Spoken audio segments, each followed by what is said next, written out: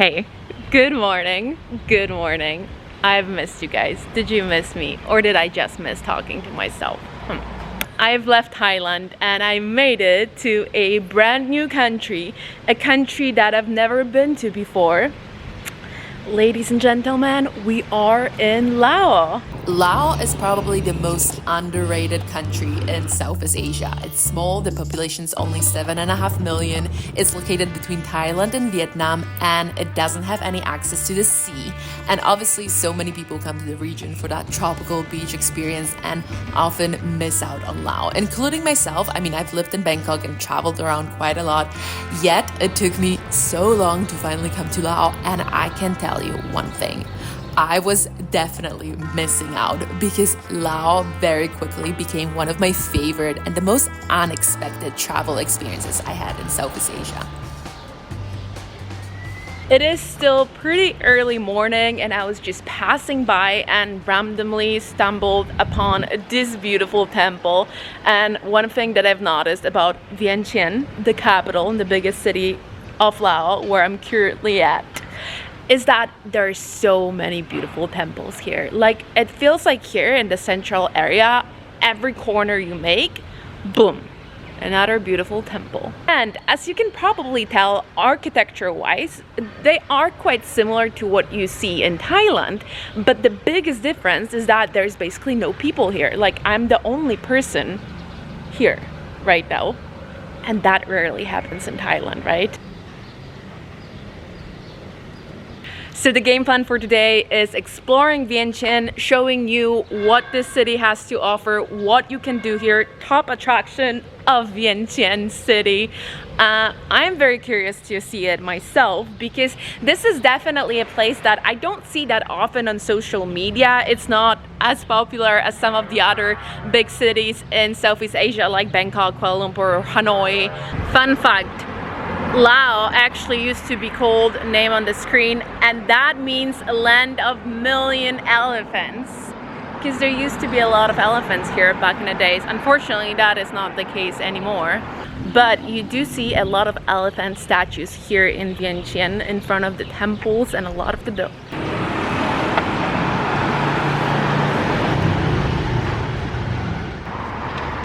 There was another beautiful temple just across the street, so coffee can wait. Look how beautiful it is, honestly. And again, not many people here.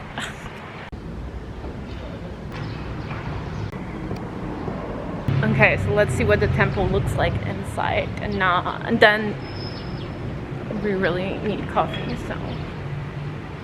Oh my god, it's so beautiful.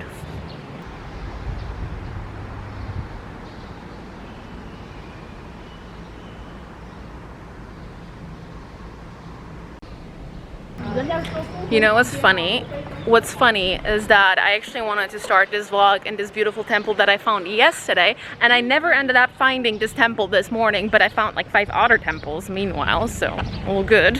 One thing that I can promise you is that if you come to Vientiane, it's gonna be easy to find beautiful temples. Okay, now I really need coffee. Quick stop at Big C because I need some water, but look what I found. Fruits swimming in liquid. Very interesting. Like, what kind of fruit is that even? I think this is mango, but I'm not sure though. These small things, I have no idea. Let's see. What is this? Some come with spices as well. I think these are different kinds of fruits. Looks very mysterious to me.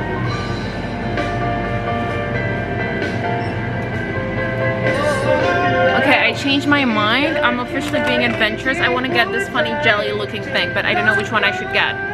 Strawberry or orange. No idea if it's like a candy thing or if it's juice. So, conclusion on the jelly situation. It's not actually jelly. It's like a very sweet juice with jelly pieces in it. Like bubble tea, kinda. Do I like it? I would probably be better off with coffee. But very interesting cultural experience having this jelly here in front of Big C. No. Okay, so I accidentally found the temple that I wanted to show you. This is it. And the reason why this temple seems really interesting to me is because I've never seen a temple painted in this color, like really bright orange. I think it looks really cool. Overall, I would say that my first impression of Vientiane is that it's a very calm Southeast Asian city compared to many other cities in this area, and way more relaxed. So I think if you're not into big, overwhelming cities like Bangkok or Ho Chi Minh, Vientiane could be a good option to experience Southeast Asia in a more calm and relaxed way. Okay, and now seriously coffee because I literally might pass out soon.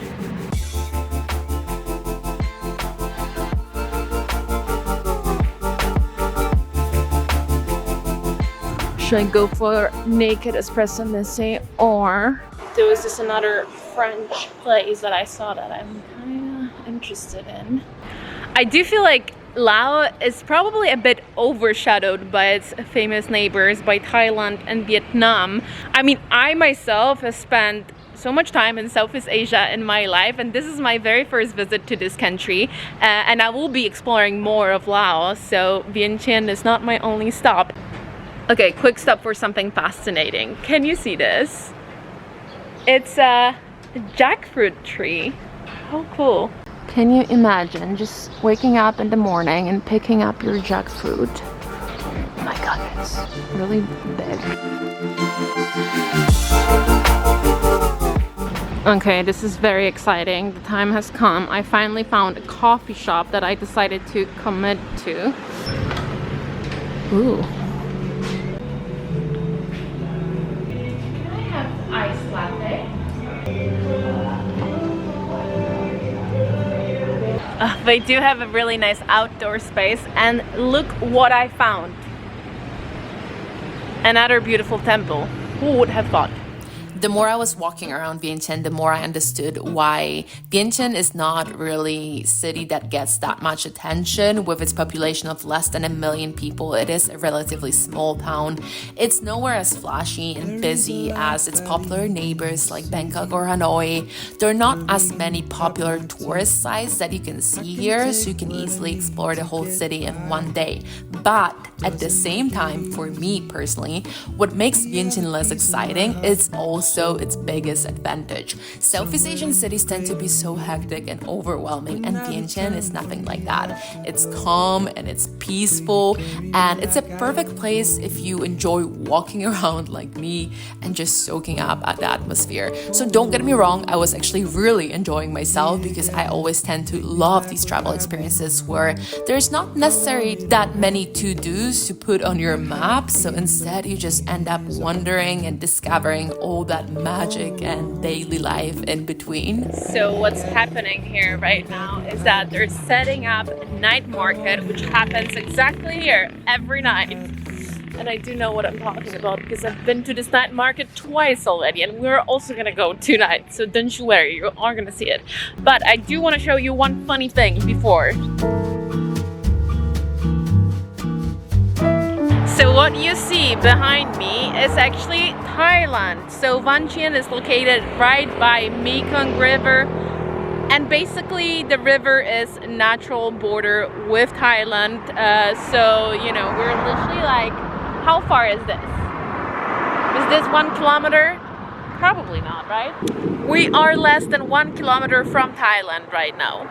So here on the left you can also see that they're setting up their street food stalls, and one thing that this city is definitely very big on is street food. As many other places in Southeast Asia, you have so many food options here on the street, and Vientiane definitely comes alive at night, in the evening, once it gets dark and it's a bit cooler. There are so many street food vendors on the street. There's so many people that come out and have dinner with their families outside.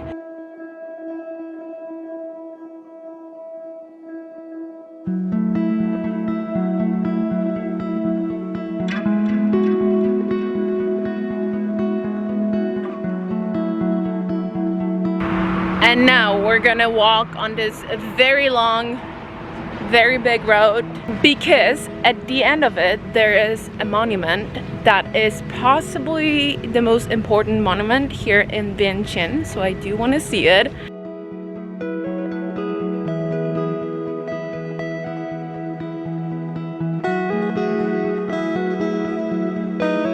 So this monument was built for those who fought for Laos independence from France, and it was built in the 60s. Laos gained independence from France in the 50s. And something very sad that I found out when I was doing my research on Vientiane is the fact that Laos is actually the most heavily bombed country in the world per capita. So in the 60s/70s, US dropped more than 2 million tons of bombs on Laos. And at that time, that was actually more than there were people here. There were less than 2 million people living in Laos in the 60s/70s. So they literally dropped more bombs than, well, there were people living here. I also read that it is referred to as the Quiet War. I actually had no idea that Laos was also so impacted. I mean, I actually had no idea that Laos also suffered so much during that time. And I of course did hear a lot about Vietnam War throughout my life, but I actually had no idea that Laos was so heavily impacted as well. So basically, US gave Laos money to build a new airport in the 60s as a, I guess, like, I'm sorry for bombing, a gift. And what they did with that money is that they use it to build this monument.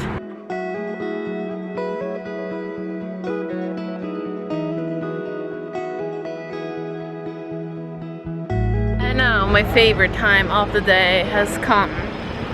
Time for food, basically. So what I'm having is rice with seafood. And then I'm trying Laos style papaya salad. So I wonder what the difference is, because you could choose between Thai style papaya salad and Laos style papaya salad. Okay, let's try it and I will tell you what it does look different.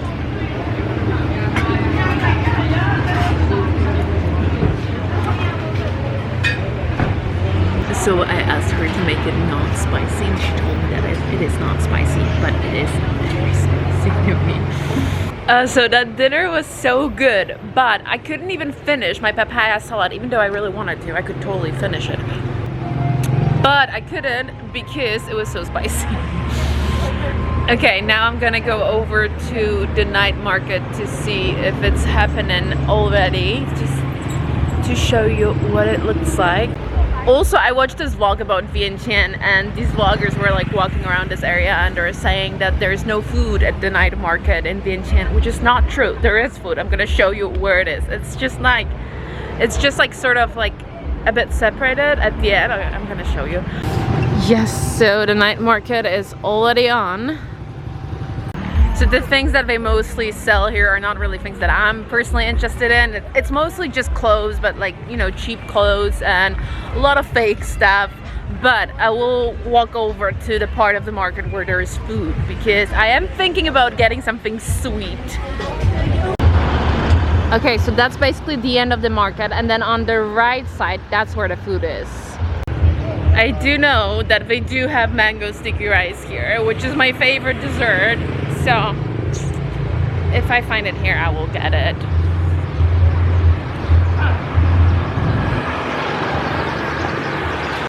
See, the food is here.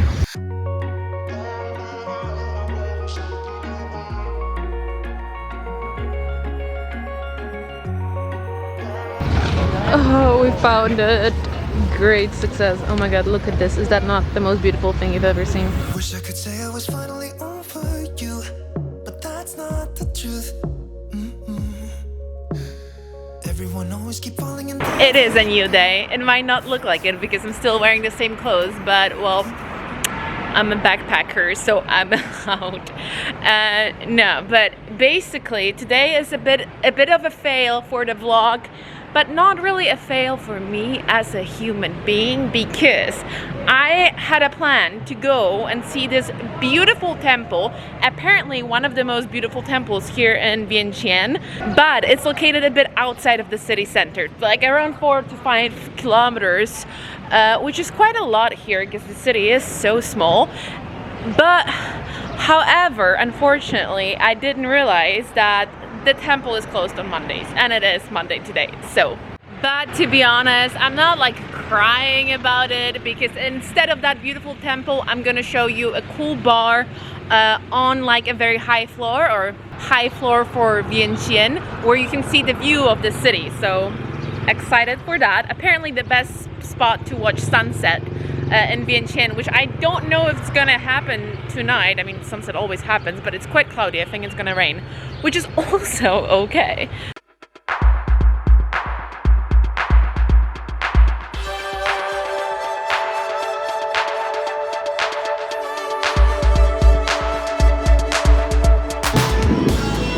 So I made it to Tipsy Elephant, which is the bar on top of a hotel. We're on 10th floor, but the view is pretty spectacular. You can basically see the whole city from up here. And I ordered myself some Laos soda because I was like, what is Laos soda? Turned out it's just sparkling water. So I'm just having some sparkling water. And it's 100% gonna rain. Just in case you're wondering.